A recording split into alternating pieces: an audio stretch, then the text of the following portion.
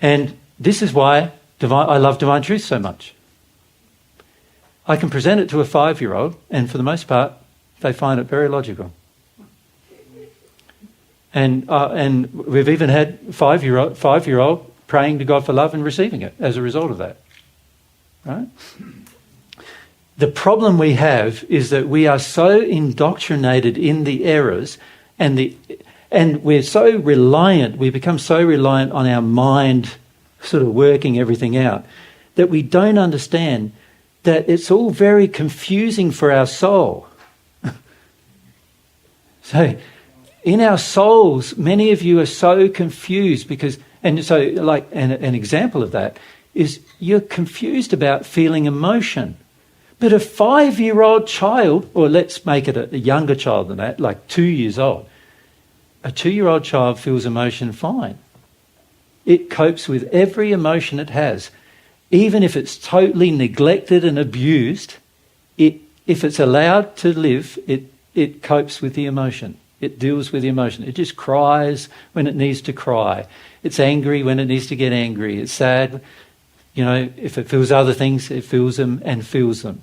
It's humble. This is why I said in the first century, unless you become like little children, you will not enter the kingdom of God. You need to learn how to be humble, right? The emotion of humility stops your fight with God. But see, when you're so addicted to your intellect, reasoning all the time or working things out all the time, you start feeling quite proud of yourself, and you start feeling quite arrogant, and you start feeling like you know what's going down, and the emotional confusion in your soul increases to the point where you don't even know how to experience emotion anymore. You don't understand emotion anymore. You don't understand why people feel what they feel. You know, you have a relationship and your wife's crying and you've got no idea why.